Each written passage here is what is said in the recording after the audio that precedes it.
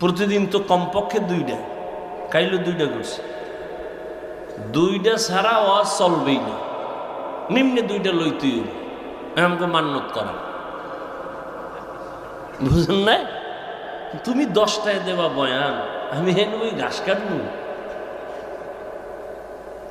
আমার মাদ্রাসা চালাইতে হইব, তো তোমার তো বলা যাইব না তুমি আমার 10 লাখ দাও।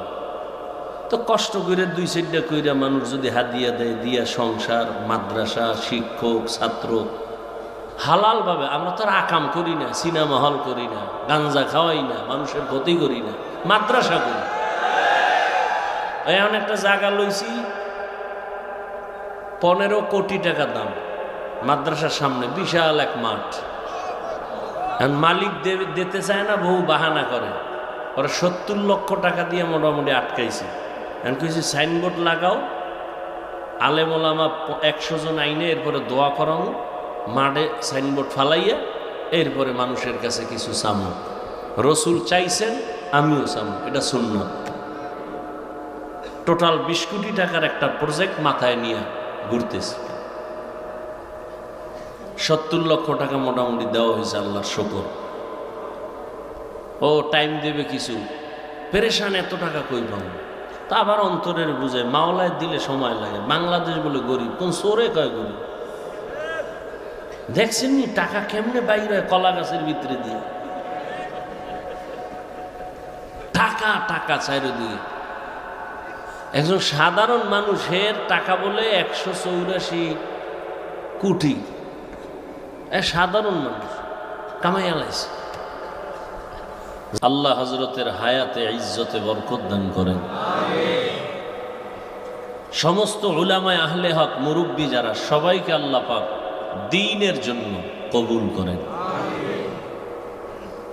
দোয়া করতে কখনো কৃপণতা করবেন না, এবং বিশেষ করে নিজের থেকে অন্যের জন্য দোয়া বেশি করবেন, এতে আপনার লাভ বেশি।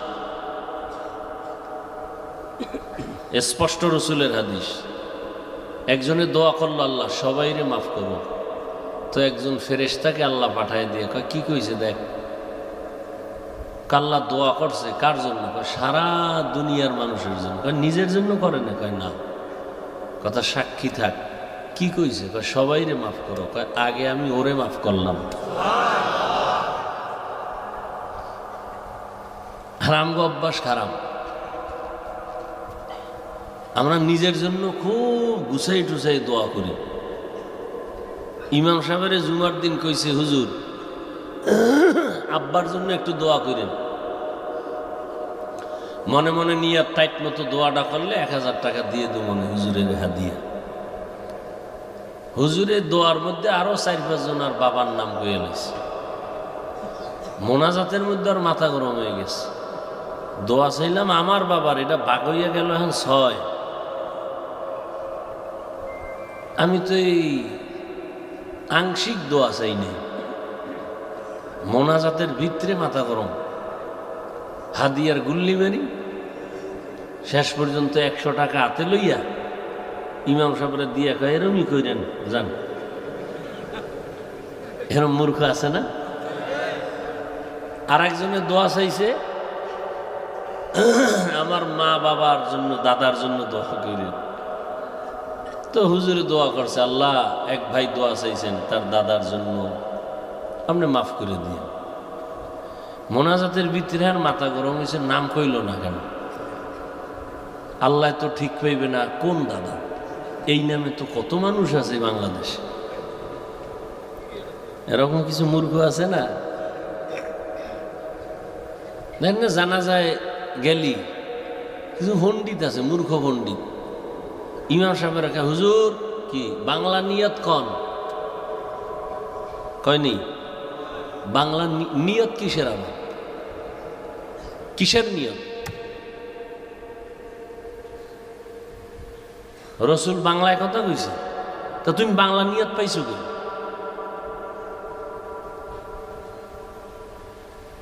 আরবিরও কোনো নিয়ত নাই, বাংলারও কোনো নিয়ত নাই। নিয়তের সম্পর্ক ঠোঁটে নয়, কলবে। তা তুমি ঠোঁটে কি পড়ো?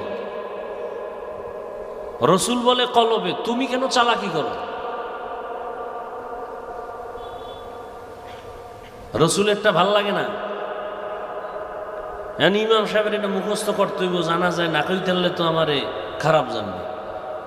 হে এটার বাংলাটারে মুখস্থ করছে, এটা কইতে হইব জিগায় সবার সামনে। কি বাহাদুর! বাংলা নিয়ত কর। ইমাম সাহেবের উচিত ছিল তুমি আরবিটা আগে কও, এরপরে আমি বাংলা করে দিই। কিসের বাংলা নিয়ত? আরবিতেও কোনো নিয়ত নাই।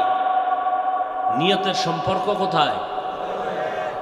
ঘুম থেকে উঠছেন, মসজিদে যাবেন জহুর পড়তে, কি নামাজ? কলবে আছে, আলাদা আর কোনো নিয়ত নেই। রসুল কয় লাগবে না, তুমি পণ্ডিতি করো কেন? ইসলামটারে কঠিন বানাইছো কেন? সহজ জিনিসটারে কঠিন করছো কেন? একজন একেবারে আজানের আগে মসজিদে গেছে, বুজুর্গ, পাগড়ি একখান লইয়া। একামত যখন শুরু হয়েছে খারায় না, হাইয়া আল্লাহ সালার সময় খারায় বয়ে রয়েছে, আসেনি? হে হাইয়া আল্লাহ সালার সময় খারাইছে, খারাইয়া এই পাগড়িটারে ঘুরাইতেছে বান্ধে। পরে আঙ্গুল দিয়ে দেখে যে সোজা হয় নাই, খুলছে, আবার খুলছে, আবার পেঁচায়, এরকম খোলে পেঁচায়, খোলে পেঁচায়, এদিক দিয়ে তাকবীর উলা শেষ। অথচ তাকবীর উলা কত মূল্যবান। আর একজনের ফাগরি ফুগরি নেই, হে নিয়ত শুরু করছে, নাওয়াইতুয়া মুসল্লিয়া কইয়া টইয়া শেষে যাই দেয় ভুল হয়ে গেছে, আবার শুরু। এরকম কয়েকবার ঘুরতে ঘুরতে ইমাম সাহেবের আলহামদু সূরা শেষ, এখনো নাওয়াইতুয়ান ঠেলতে আছে। আমি কি বানায় কইতেছি? এসব মূর্খতা, ধর্মের কোনো জ্ঞান নাই। আল্লাহ আল্লাহ সবাইকে বুঝার তৌফিক দান করেন। সব হইল বুঝ বুঝ, কি বয়ান কিছু না, আসল বুঝ। আপনিও মুসলমান, আমিও। আপনাদের আল্লাহ আমার আল্লাহ, আপনাদের নবী আমার নবী, আপনাদের কোরআন আমার কোরআন, আপনাদের কাবা আমার কাবা, আপনাদের ধর্ম আমার ধর্ম, আপনাদের কালেমা আমার কালেমা। তা আপনারে বয়ান করব কেন?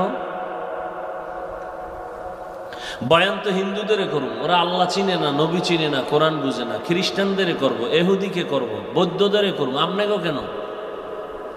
আপনি তো আল্লাহ চিনেন, নবী চিনেন, কোরআন বুঝেন, হাদিস বুঝেন, আমগো থেকে বেশি বুঝেন, নাইলে আমগো ভুল ধরেন কেমনে?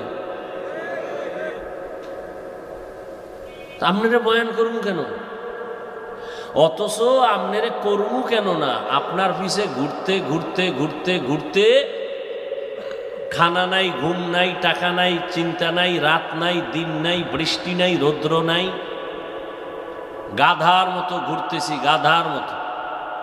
নিজের বাড়ি ঘর, ছেলে মেয়ে, পরিবারের কোনো সময় দেওয়ার সুযোগ নাই এই উম্মতের পিছনে। আমি একা, হাজার হাজার আলেম, তাবলিগলারা, পীর মাশায়েখরা, জুমার খতিব ইমামরা, আমরা বক্তারা পাগলের মতো ঘুরতেছি, রাত নাই দিন নাই, ঘুরেই মুসলমান। তালি দিতে দিতে দিতে দিতে এরপর সেই মুসলমান এখনো নামাজ নাই, রোজা নাই, পর্দা নাই, হালাল নাই। কারণ কি? কারণ শুধু বুঝের সমস্যা। আমার বুঝ কি? টুপি দিলেই শান্তি। আপনার বুঝ টুপি দিলেই মাথা গরম বুঝ। আমার বুঝ আমি দাড়ি রাখলেই আল্লাহ খুশি, আমার সম্মান। আপনি মনে করতেছেন দাড়ি রাখলেই আমার অসম্মান। আমারে বউ ভালো জানবে না, আত্মীয় স্বজন ভালো জানবে না। এই শুধু বুঝটাকে ঠিক করার জন্য এত মেহনত। বুঝটা যখনই ঠিক হয়ে যাবে তখন সে স্কুলে পড়ুক, কলেজে পড়ুক, যে লাইনেই থাক, বুঝ ঠিক হইয়া গেলেই নামাজ ধইরা ফেলবে। বুঝটা ঠিক হইয়া গেলেই আর টুপি খুলবে না।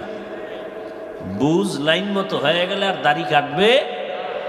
সব কিছুর মূলে বুঝ ঠিক নেই। এই বুঝ ঠিক করতে হবে।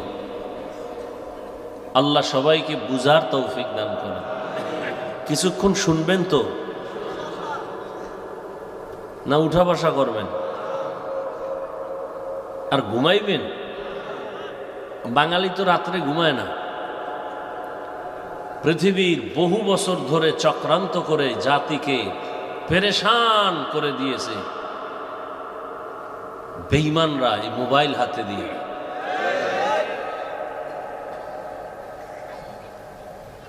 আপনি সারা রাত্র মোবাইলে কি আকাম করেন, গুনাহ করেন, এইটা 1 মিনিটের জন্য আমি বাদ রাখলাম।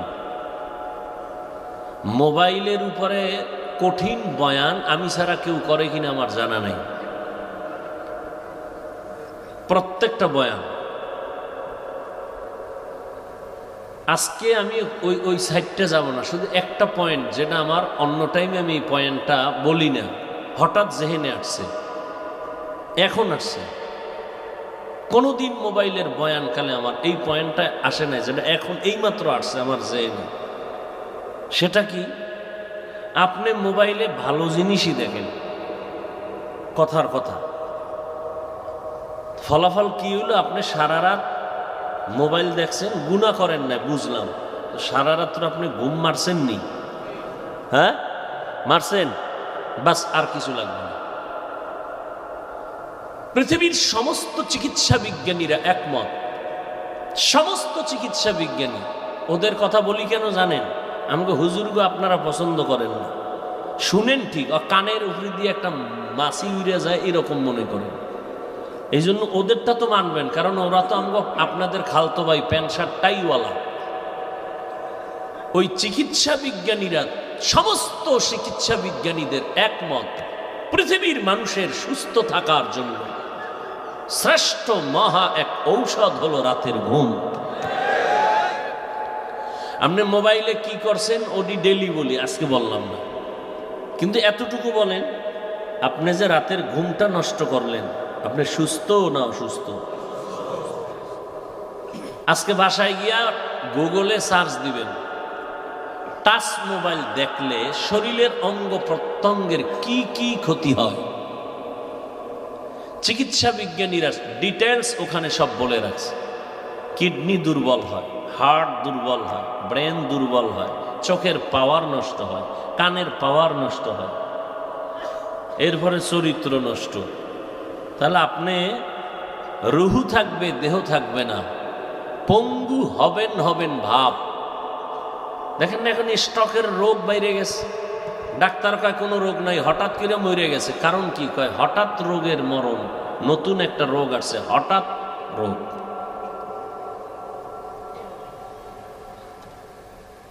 বা সব বাদ, আপনি ভালো জিনিসই দেখছেন, কিন্তু রাতের ঘুম, দিনে যদি আপনি রাতের 2 ঘন্টার ঘুম, আপনি দিনে 10 ঘন্টা ঘুমান, রাতের 2 ঘন্টার বরকত পাবেন না। শুরুতেই বৈশা বলছিলাম, বিল্ডিং, টাকা আছে, সব আছে, আপনি অসুস্থ, কোনো ভ্যালু নাই এই জীবনে, আর কিচ্ছু নাই, আপনি সুস্থ, এর থেকে বড় নেয়ামত দুনিয়ায় আর নাই। না, আপনাকে ক্রমান্বয়ে প্রচন্ড অসুস্থ করতেছে কে? মোবাইল। বাস, জ্ঞানী কপাল বুঝ থাকলে এতটুকুই যথেষ্ট। আর কপাল যদি পুড়িয়ে যায়, তা আমি হাফিজুর রহমান কেন? স্বয়ং রসুল বয়ান করলে ওর কপাল খুলবে না। তো কেমন বেঈমান কপাল পরা যে রসুলের বয়ান